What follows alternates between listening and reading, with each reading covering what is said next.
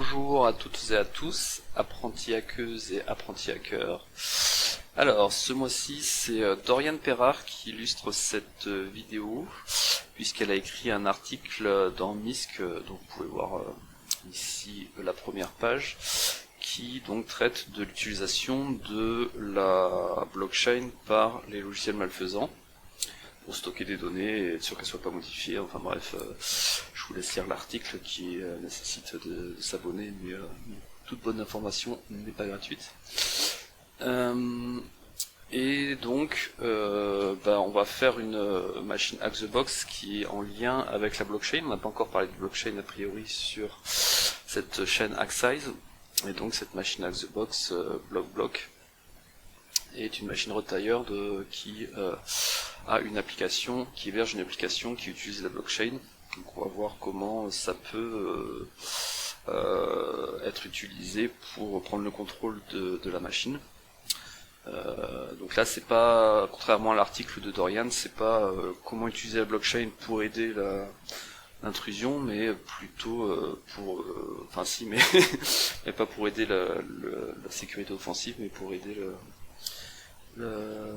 avoir un trou dans la raquette pour prendre le contrôle. Un peu comme ce qu'on avait fait sur une vidéo sur l'intelligence artificielle, où c'était pas comment utiliser l'IA pour aider à attaquer, mais plutôt comment l'IA peut introduire des trous sur le serveur pour pouvoir prendre le contrôle.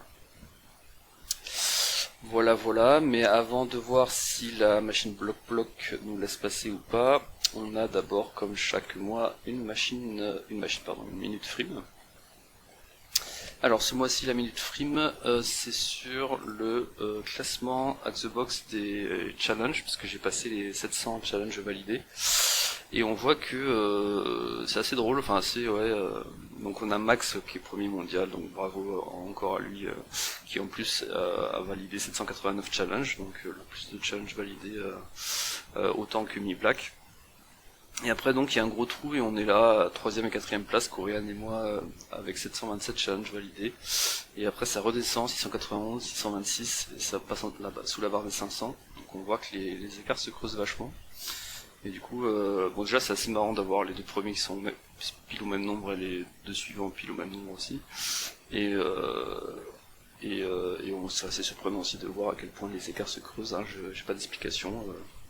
Mis à part qu'il y a de plus en plus de challenges, donc ça creuse les écarts, mais à ce point-là, c'est assez quand même surprenant. Voilà pour la minute frame. Ensuite, on a la minute relou. Alors, la minute relou, c'est sur Meta qui a fait preuve d'une délicatesse énorme envers ses utilisatrices et ses utilisateurs, puisqu'il utilise les mêmes techniques d'espionnage que la Russie. Étonnamment, on a pas, enfin en tout cas j'ai pas trouvé d'article des médias français qui en parlent, alors qu'on voit que le Washington Post en a parlé aux États-Unis. C'est d'autant plus surprenant que c'est pas une découverte américaine, mais c'est une université en France, en Espagne, qui a trouvé ce comportement. Alors du coup, donc je mettrai l'article, tous les articles dont je parle comme d'habitude seront mis, les liens seront mis sous la vidéo pour vous faciliter l'accès à ces informations. Donc là l'idée, on va prendre le diagramme, enfin le schéma, ça sera un peu plus clair d'un point de vue technique. L'idée c'est que donc il y a des protections sur Android pour empêcher pour cloisonner les applications entre elles et pour éviter que donc par exemple l'application de Meta sache sur quoi vous naviguez.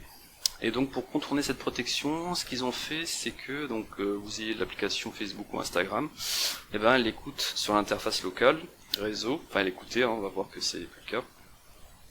Et donc quand vous naviguez sur un site internet, s'il avait le cookie Facebook, ce cookie était, on va dire, récupéré et il permettait d'identifier quel était l'utilisateur qui faisait cette navigation.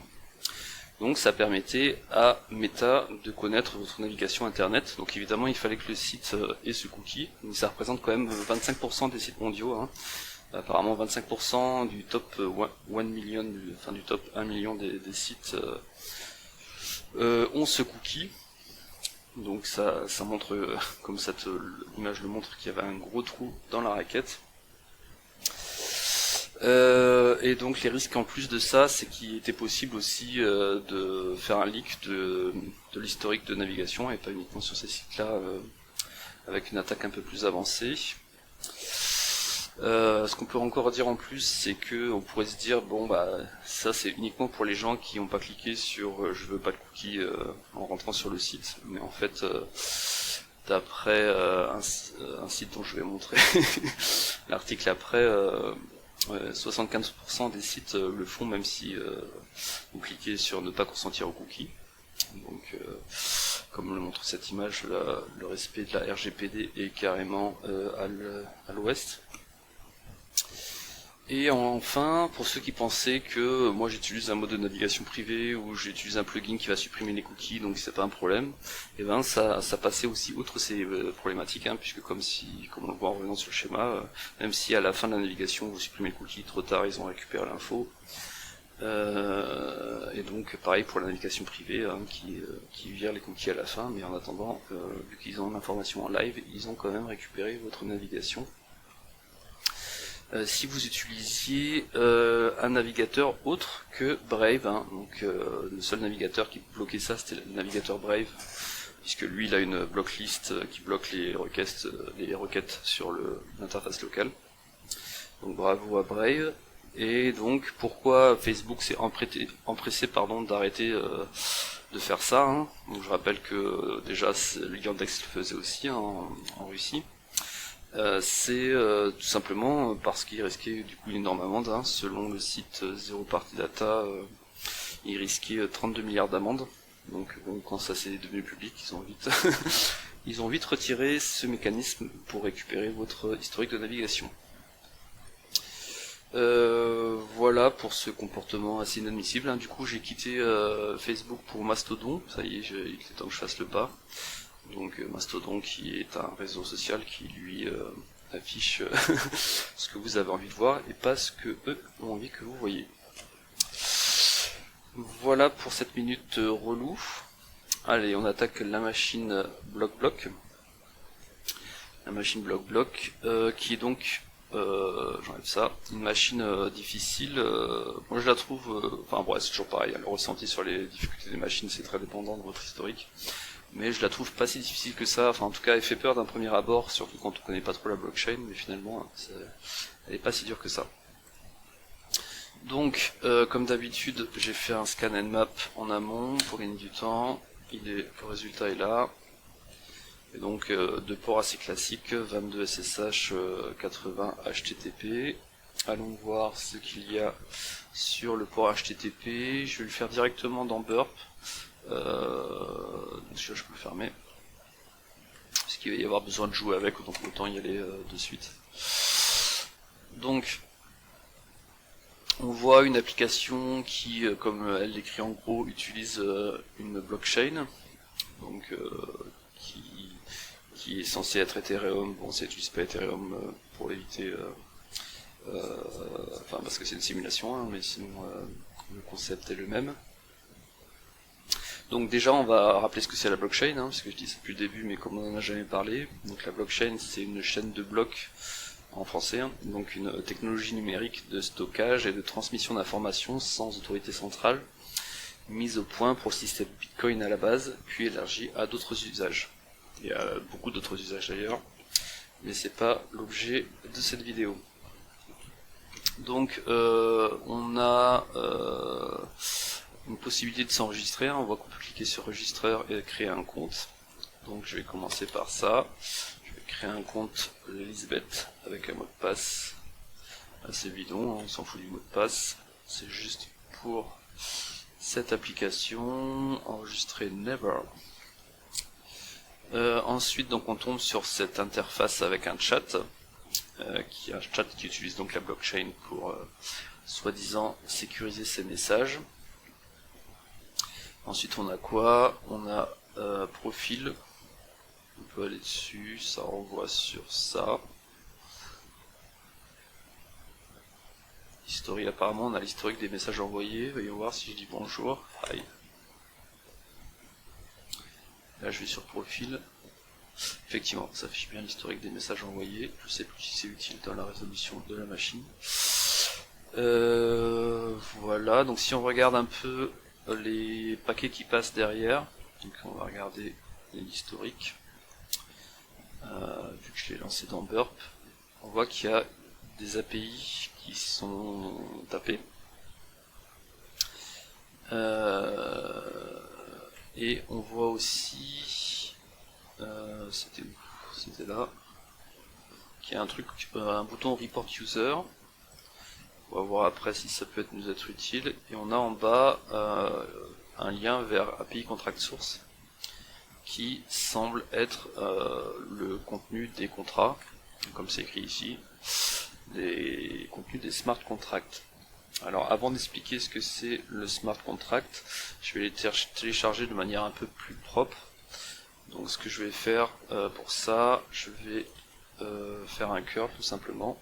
Mais il faut que je sois authentifié, donc je vais récupérer le cookie d'authentification soit directement dans le navigateur, soit dans la requête ici. On voit que c'est token égal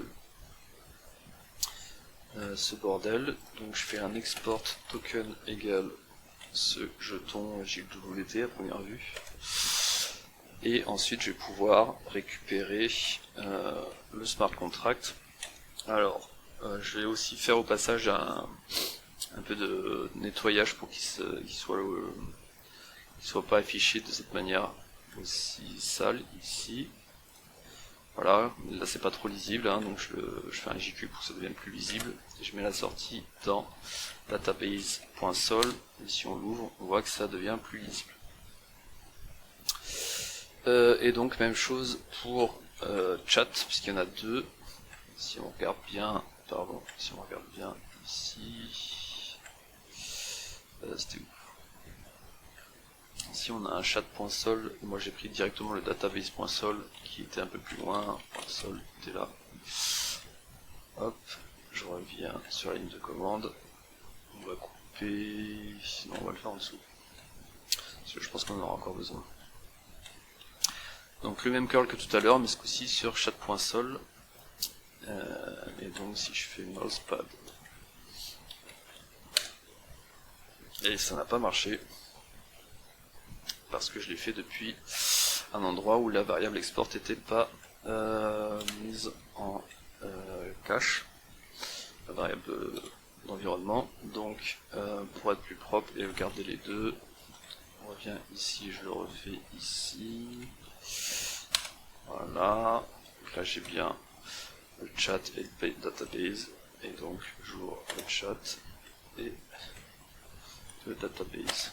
Ça on aura les deux d'ouvert, je pense que ça va servir, je sais plus trop en vrai, mais bon. Et donc avant encore de parler de smart contract, on peut déjà parler de Solidity. On voit que c'est marqué Pragma Solidity.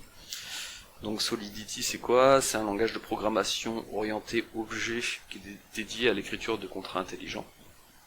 Donc c'est pour ça qu'on va avoir besoin un peu de comprendre ce qu'il y a là-dedans.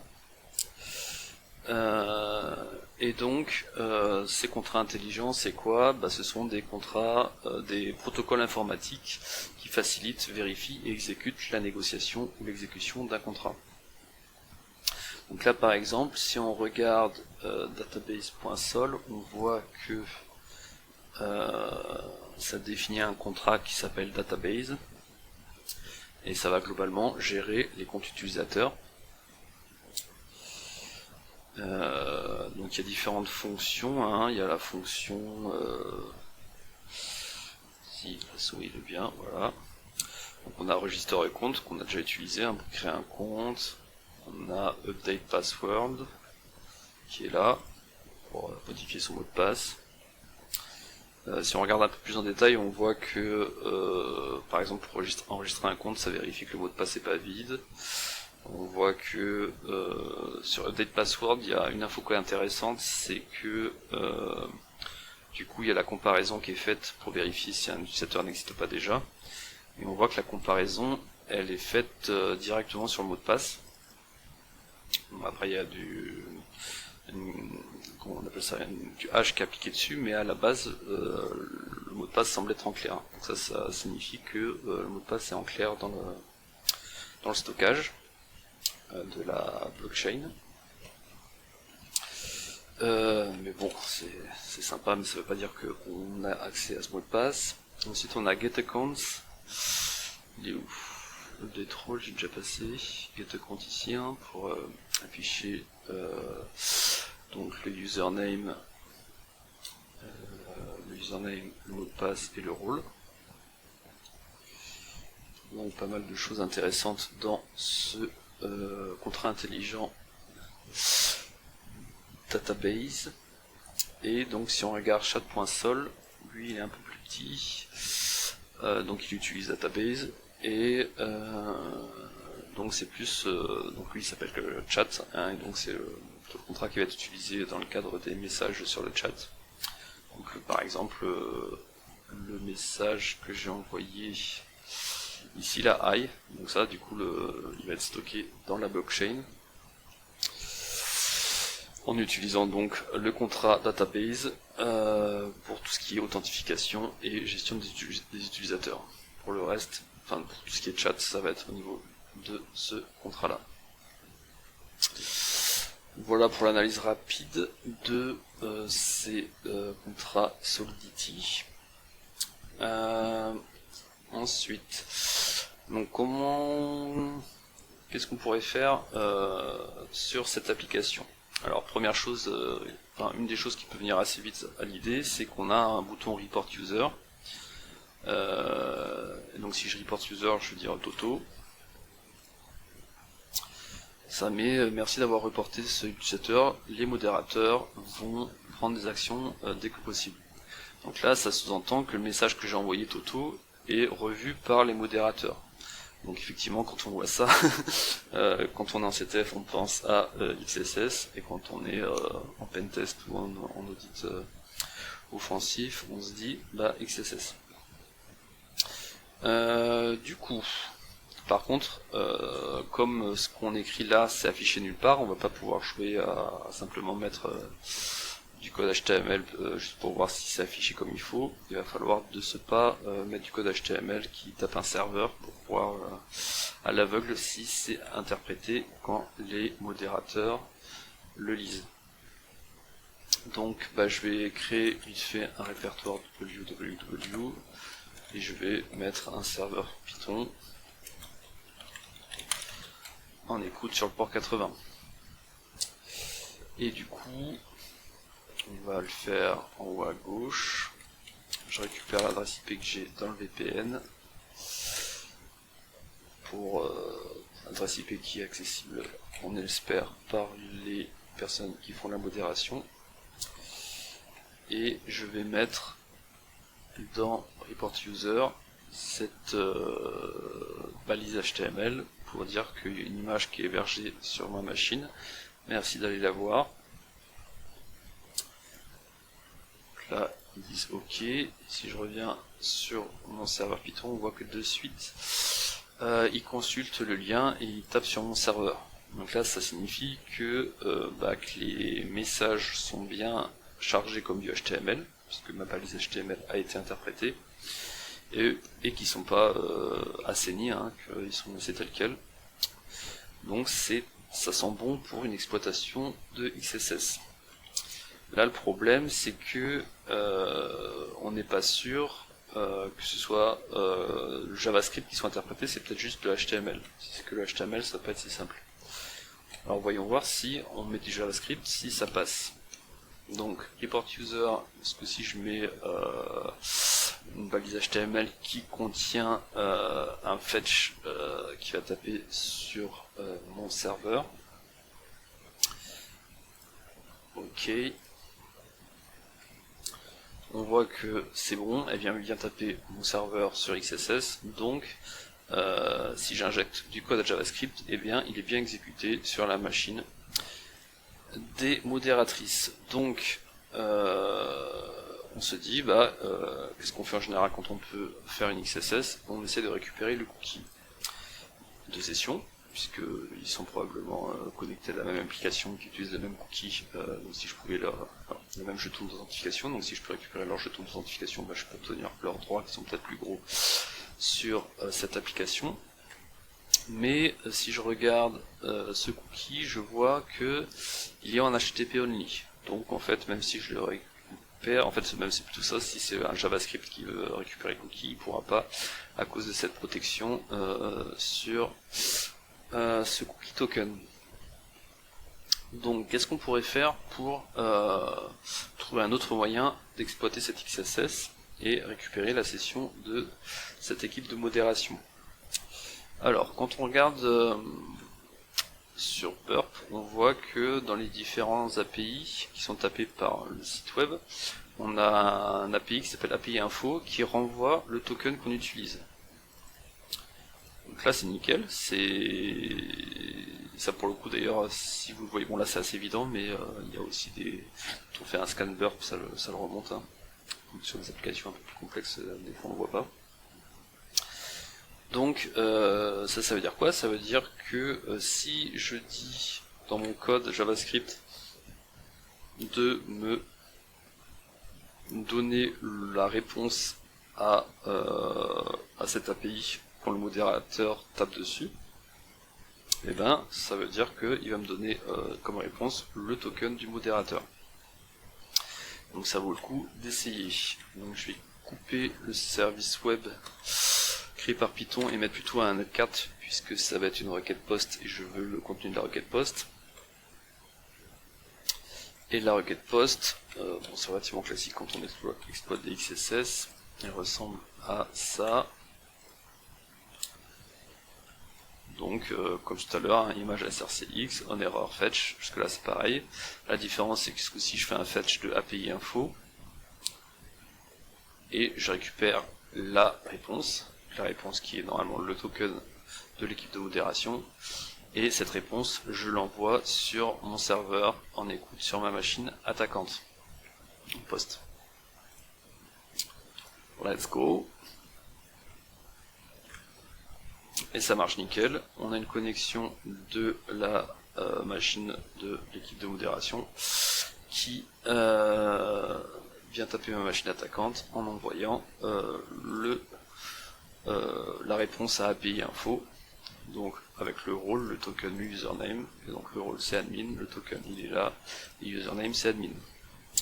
Donc a priori, on peut devenir admin de cette application. Ce qu'on va faire de ce pas, en prenant le token et en le copiant directement dans le navigateur, à la place de notre token. Donc là, si je fais un refresh, on voit que je suis devenu admin et que j'ai un nouvel onglet qui s'est créé ici, admin. Donc allons le voir, hein, puisqu'a priori c'est des fonctions auxquelles on n'avait pas accès avant. Donc on a un dashboard, un post,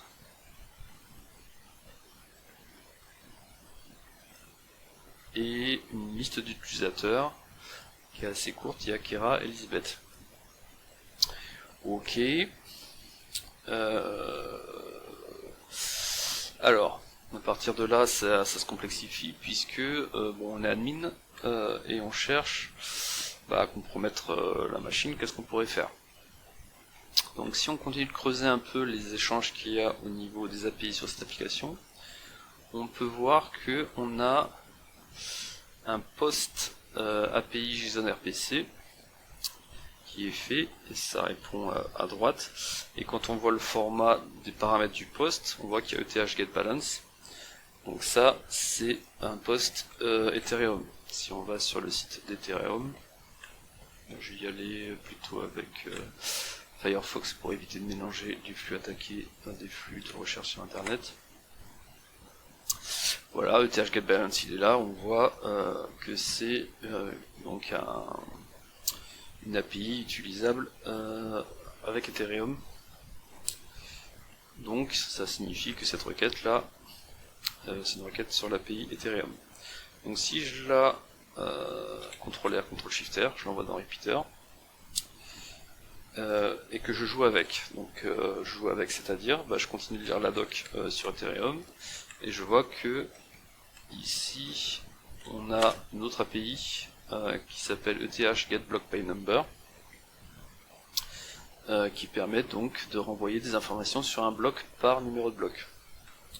Donc si je reprends ma requête ici, ma requête qui renvoie donc le getBalance, hein, la balance a priori du compte, et que je remplace ETH getBalance par ETH getBlockByNumber, cette API là, que je mets les bons paramètres, à savoir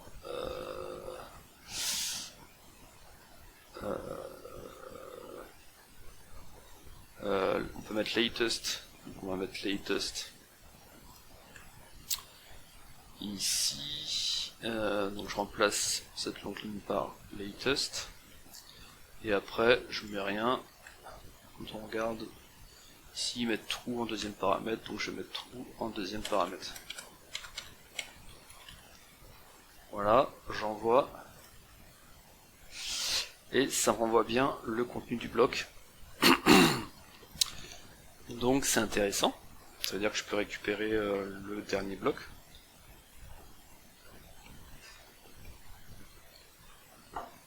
Bon, c'est du binaire, donc à première vue comme ça, c'est pas évident à interpréter, donc on va utiliser comme souvent CyberChef. Je vais ouvrir ici, je vais mettre la réponse du bloc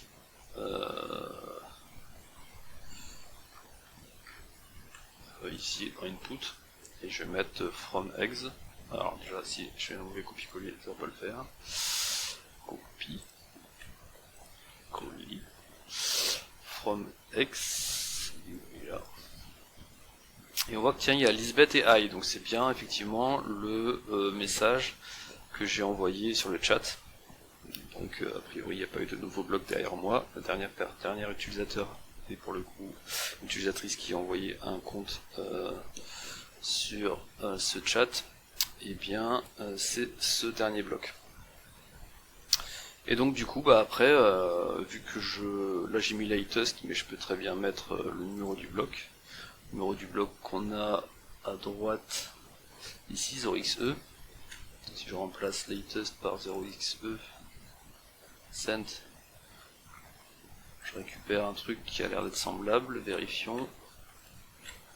C'est tout pareil, donc c'est bien ça. Donc après je peux remonter, hein, je peux dire le bloc d'avant, D. Et puis pareil, je regarde ce qu'il y a dedans. Tac, tac.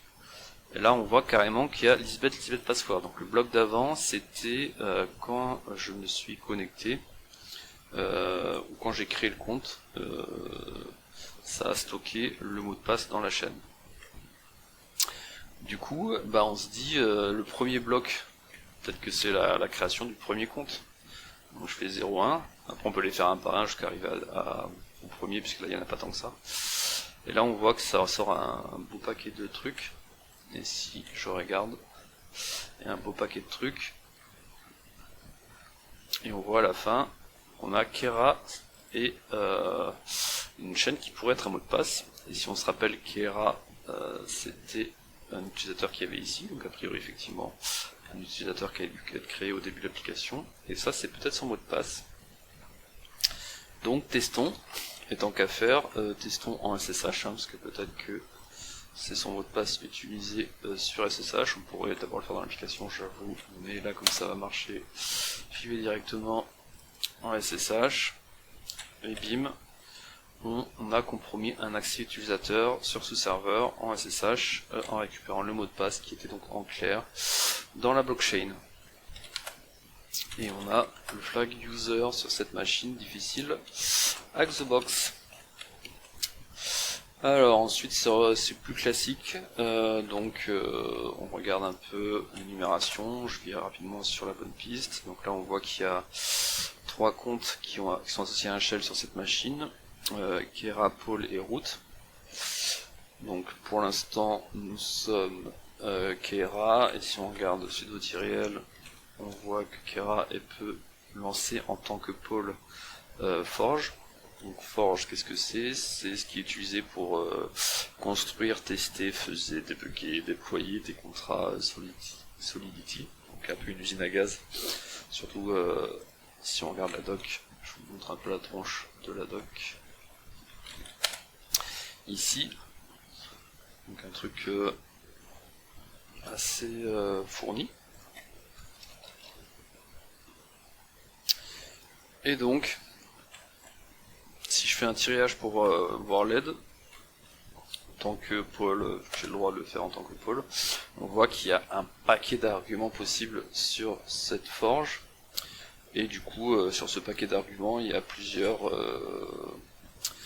possibilités pour exploiter cette autorisation et récupérer les droits, un shell avec les droits de pôle. Donc là, moi je vais utiliser, si on lit la doc, et si je perds pas ma connexion internet, non.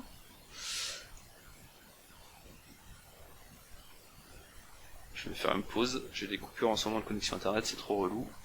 Je reviens dès qu'internet est revenu. Voilà, j'ai récupéré internet. Alors, donc, si on regarde cette doc sur Forge, je rappelle Forge qui était donc sur lequel on a le droit d'exécution en tant que pôle, on voit que il y a un argument qui s'appelle --use, qui permet de spécifier le compilateur en gros. Du coup, si je crée un fichier et que je l'utilise en tant que compilateur, est-ce que ça va pas l'exécuter? Donc je crée le fichier dans devshm, je reprends mon adresse IP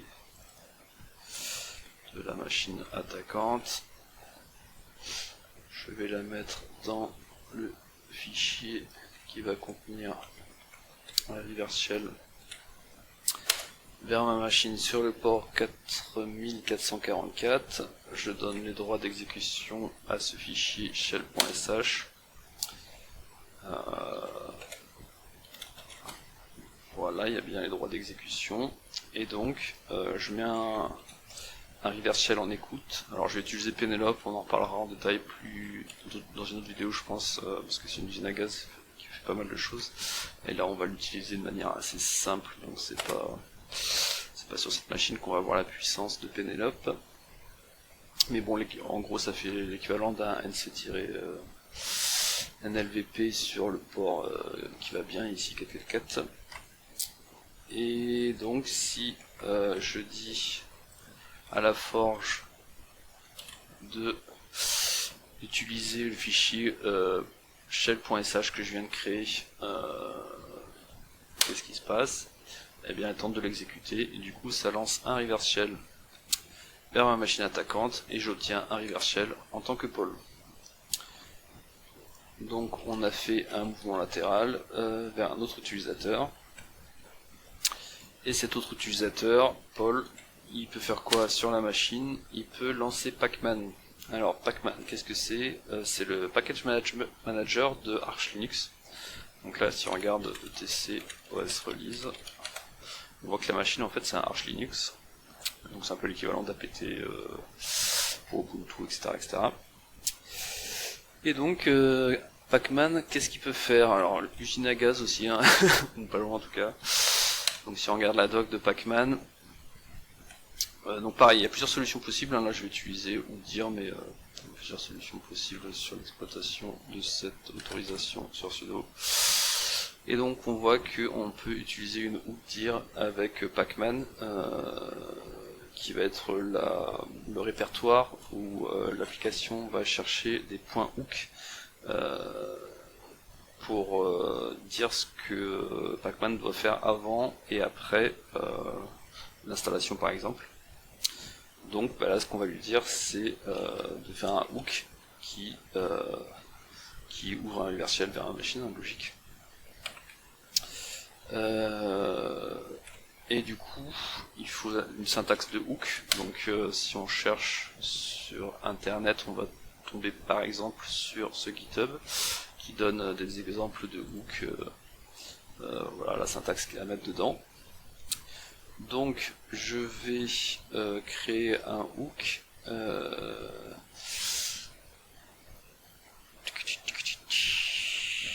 vais l'appeler lisbeth.hook, on donne un peu le nom qu'on veut. Tac. Et je vais mettre dedans la même syntaxe que ce qu'on vient de voir, sauf que exécutable.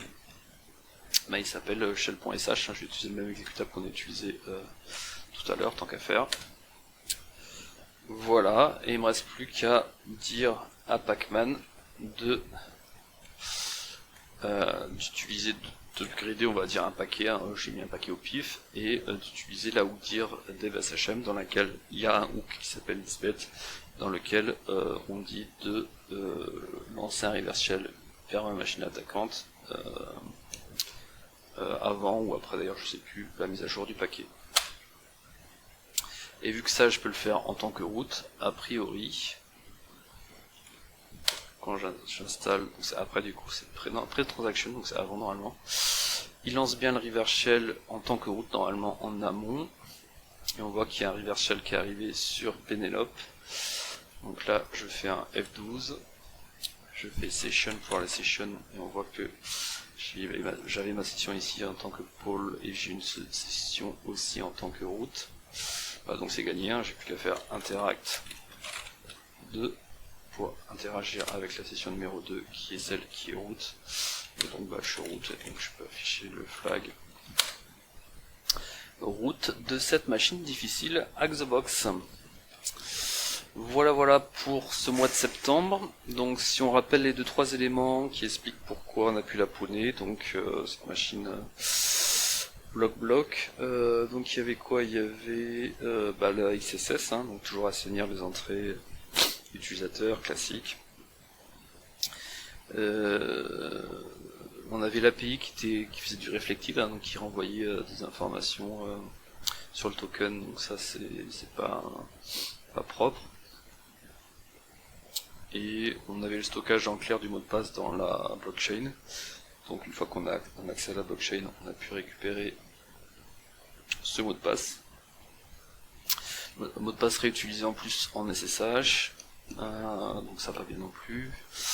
Et après, attention aux configurations de sudo, hein, sudo qui est donc très utilisé en entreprise et sur lesquels on trouve quand même fréquemment des problèmes de configuration, malgré le passage d'un ou deux pentest, hein. Chaque fois qu'il y a un pentest, il remonte le problème de configuration, du coup derrière c'est durci, mais on retrouve encore d'autres problèmes de configuration. C'est vraiment pas simple d'avoir un sudo clean quand il y a des besoins forts de donner des droits sur pas mal de choses différentes. Voilà. Je pense qu'on est bon, n'hésitez pas à laisser des commentaires, et je vous dis à la fois prochaine pour faire un pas de plus vers le niveau hacking de Lisbeth Salander.